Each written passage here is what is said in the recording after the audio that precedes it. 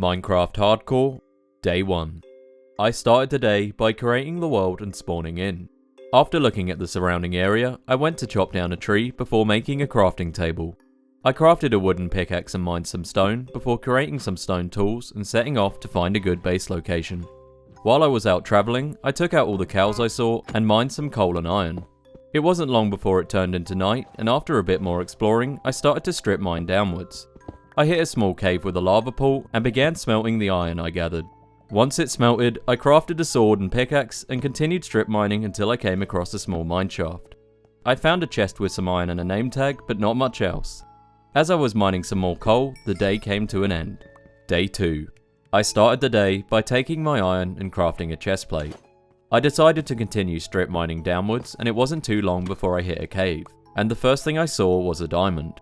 After mining it, I continued by gathering all the ores in the first part of the cave before moving on to the next area and spotting some more diamonds. I took out a zombie before moving up and mining them, totaling 3.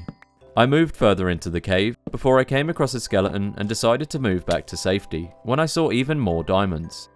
After taking out the skeleton, I mined the 3 diamonds, crafted a diamond sword and helmet before mining the remaining ores in the cave and continuing to strip mine. I spent the rest of the day strip mining and gathering all the gold and iron I found, and it wasn't long before the day came to an end. Day 3. I started the day by placing down a furnace and smelting all the iron I had gathered. Once it was smelted, I crafted leggings and boots and continued to strip mine. It wasn't long before I struck a vein of diamonds. I mined 5 of them, but unfortunately the 6th fell into lava. However, after strip mining forward just a few blocks, I found 3 more diamonds and crafted a pickaxe. I continued mining for a little while before deciding to head up to the surface. Now, I've always said the Caves and Cliffs update makes finding diamonds so much easier, and this next part proves it. On my way to the surface, I came across a 14 vein of diamonds, which was absolutely insane. And to make it even crazier, I found an 8 vein right next to it, bringing my total up to 27. So, I crafted a full set of diamond armor before continuing to work my way up to the surface. Day 3. I began the day by breaking through to the surface. Now that I was geared up, it was time to explore and find a good base location. I was travelling for a little while until I saw a spawner in the distance. As I got closer, I saw it was a zombie spawner and cleared out the area before checking the chests. I grabbed a couple of music discs and continued onwards. While travelling, there were a few moments where I couldn't help but admire just how good the amplified world type really looks. But I was still searching for the perfect base location, and this went on for quite a while. It took me all the way through day 4 and into day 5, where I stumbled across the jungle temple. I looted the chests for some golden armor trims and then climbed up a nearby mountain for a view of the surrounding area. From up there, I saw a promising area surrounded by jungle. I decided to head over to a distant mountain for a better look, but as I was making my way over, the day came to an end. Day 6. I started the day by climbing up a mountain to search for a base location. I liked the surrounding area and wanted to explore it more before settling on a spot. I ended up exploring for so long that it took me all the way through day 7, day 8 and into day 9 before I finally had an idea of where to build.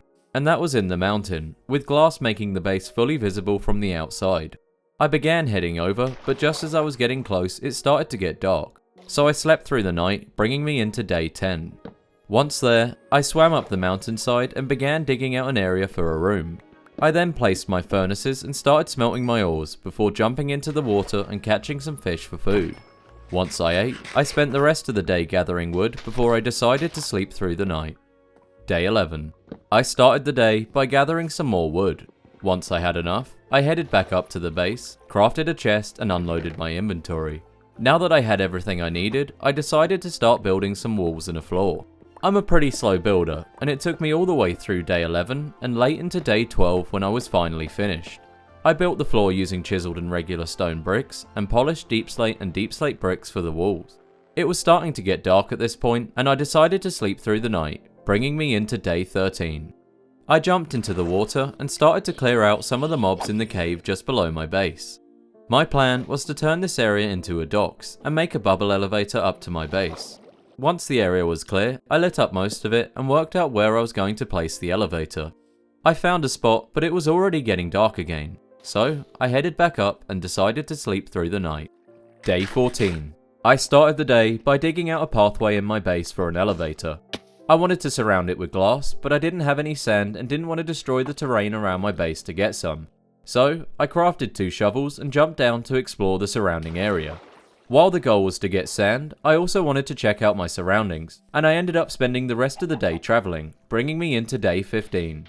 I eventually found an area with plenty of sand and began gathering it until it hit nightfall. I still didn't have a good source of food and was relying on melons, which have a pretty terrible saturation rate.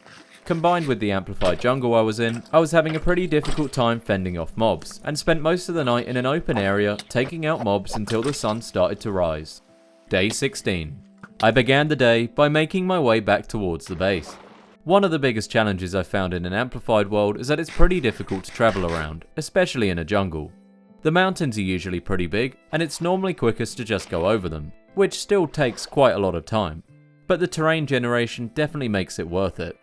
By the time I got back, the sun wasn't far off setting, so I smelted some of the sand I gathered, organised my inventory and slept through the night, bringing me into day 17. I took out some of the glass from the furnaces and jumped down to start building a glass tunnel for the elevator. I didn't actually know how to make an elevator and spent a lot of the day trying to figure it out.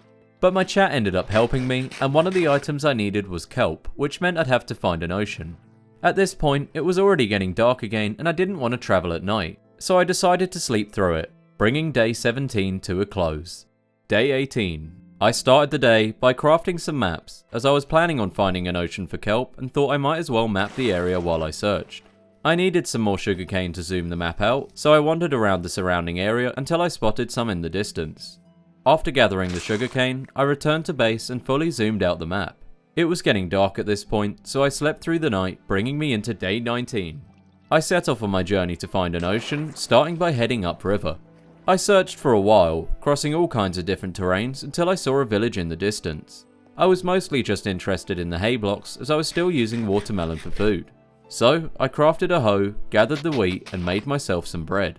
Shortly after, it was getting dark again, so I placed down a bed and started to sleep through the night. Day 20. I started the day by realising that I was right next to an ocean, exactly what I've been looking for. I jumped in, gathered some kelp and began the journey back to base. This took quite a while, and by the time I returned it was already getting dark, so I decided to sleep through the night, bringing me into day 21. I made my way downstream towards the broken nether portal and took some obsidian so I could finally make an enchanting table. Once I returned, I crafted the table and started to enchant all my armor and tools with some basic enchantments. Now that I was better prepared, I decided to clear out some of the caves underneath my base. I started to make my way through, mining all the ores I could see until I stumbled across a zombie spawner. Since it's so close to my base, I'll have to turn it into a farm at some point. But for now, I finished clearing the rest of the cave and started to strip mine downwards as the day came to an end. Day 22. I started the day by continuing to strip mine until I stumbled across an ancient city. This was the same structure that ended season 1, so I seriously considered turning back, but I felt more prepared this time and decided to venture in. I crept forward and found my first set of ruins with a chest. I broke a shrieker just next to it and looted the chest safely. I continued to sneak through the city, coming across several diamond veins and managing to loot a few more ruins without setting off any shriekers. I even found a diamond hoe and a Swift Sneak 2 book. By now, I had looted most of the city, but there was one ruin that had 2 diamond veins just next to it, and I wasn't about to leave without them. So, I made my way in, but as I dropped down, I made too much noise and activated a shrieker. Day 23. I started the day by waiting for the darkness effect to wear off after triggering the shrieker. I had a problem. I still wanted to loot the chest and gather the diamonds around the ruin, but there was another shrieker I couldn't reach without making noise. After weighing my options, I decided to quickly build up and destroy the shrieker, which triggered another warning. Since then, I've done a bit more research and learnt that I get 3 warnings before the warden spawns, so I was safe, but it was terrifying nonetheless. With everything looted, I began making my way out of the city. Shortly after, I came across a cave and cleared out all the mobs in the entrance before mining the nearby ores. I started to head further in, but when I saw more of the deep dark biome, I quickly turned back. Instead, I started to strip mine, and soon after, the day came to an end. Thanks for watching. If you enjoyed, please consider dropping a like and subscribing.